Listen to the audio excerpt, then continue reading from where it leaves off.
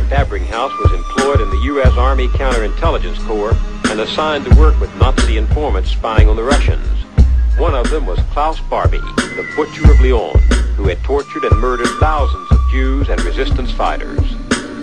The Americans did not turn Barbie over to the French when they finished with him. They helped him escape to Bolivia. Other top Nazis were smuggled into the United States to cooperate in the war against the new enemy. So began the morality of the Cold War. Anything goes. The struggle required a mentality of permanent war, a perpetual state of emergency.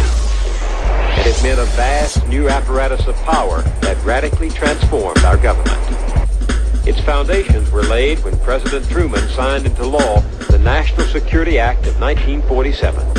Now, that National Security Act of 1947 changed dramatically the direction of this great nation.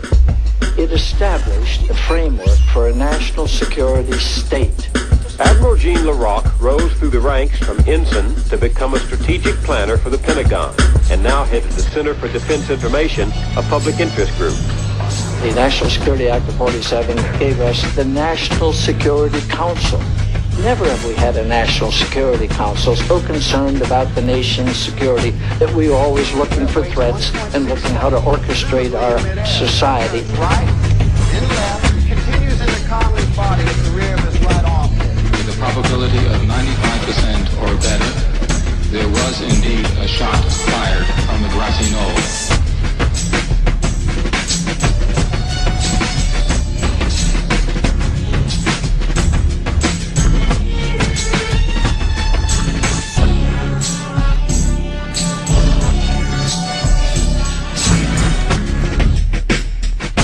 To oppose those threats. National security was invented, almost, in 1947. And now it has become the prime mover of everything we do is measured against something we invented in 1947. The National Security Act also gave us the Central Intelligence Agency. This is the house the Cold War built, the CIA, the core of the new secret government. Its chief legitimate duty was to gather foreign intelligence for America's new role as a world power. Soon it was taking on covert operations, abroad and at home.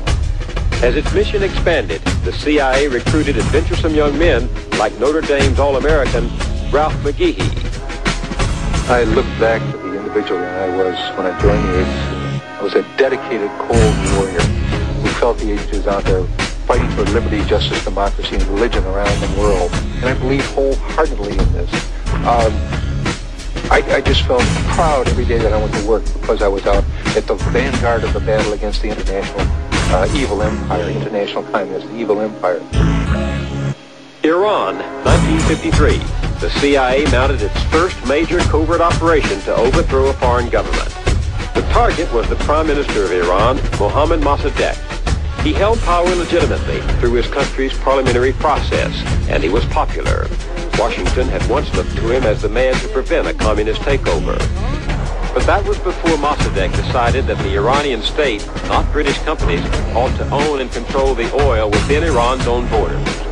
When he nationalized the British-run oil fields, Washington saw red. The Secretary of State, John Foster Dulles, and his brother Alan, director of the CIA, decided with Eisenhower's approval to overthrow Mossadegh and reinstate the Shah of Iran. The mobs paid by the CIA and the police and soldiers bribed by the CIA drove Mossadegh from office. Crown Prince Abdullah greets the Shah as he lands at Baghdad airport after a 7-hour flight from Rome. The King of Kings was back in control and more pliable than Mossadegh. American oil companies took over almost half of Iran's production. U.S. arms merchants moved in with $18 billion of weapon sales over the next 20 years. Let us never tolerate outrageous conspiracy theories concerning the attacks of September the 11th. Malicious lies that attempt to shift the blame away from the terrorists themselves, away from the guilty. New World Order. Order win. New World Order. Order win. New World Order. Order win. New World Order.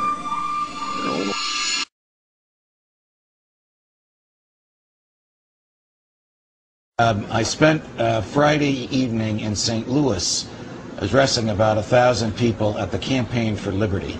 And the young man who runs the Campaign for Liberty, or one of the people running it, and was with me, is a guy named Steve Bierfeld, who's going to be on with us in a couple of minutes. And on Monday morning, I emailed him and I said, because I left at 6 o'clock Saturday morning, how did the rest of the weekend go?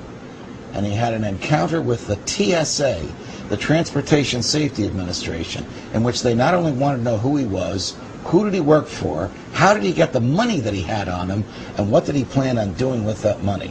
And unbeknownst to the TSA, he had one of these super duper new telephones on him where you just go like that, like you're scratching your chest, and the phone becomes a tape recorder.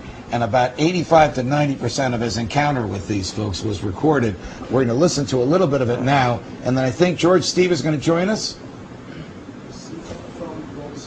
Okay, let's hear the sound of Steve Bierfeld and the TSA in a windowless room in the St. Louis airport. What do you do for a living?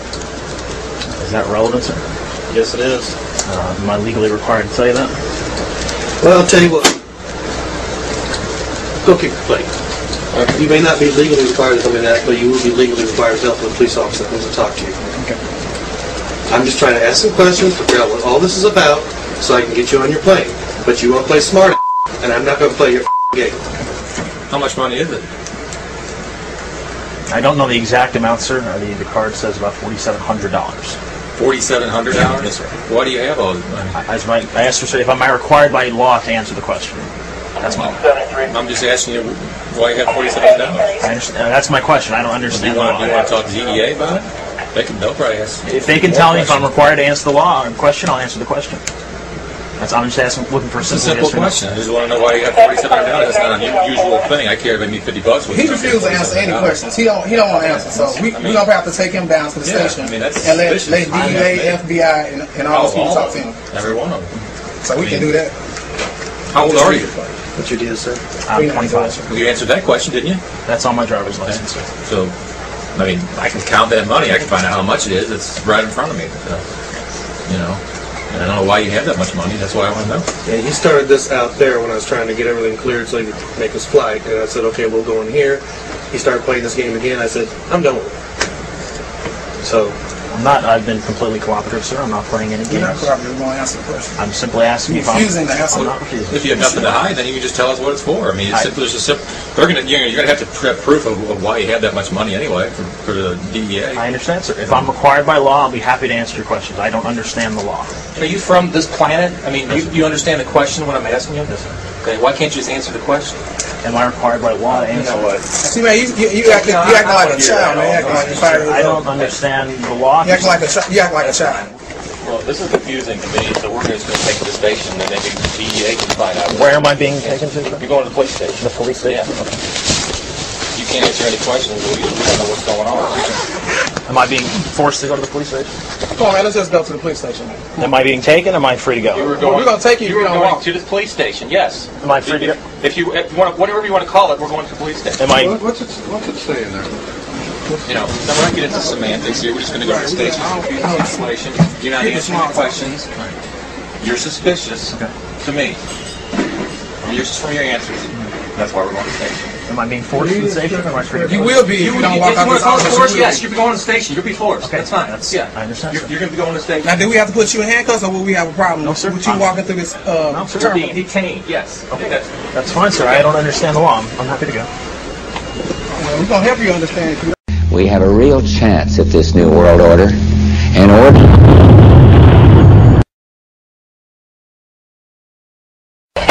Kill him good. This fight is all the same. Fascism. I've got one that can see.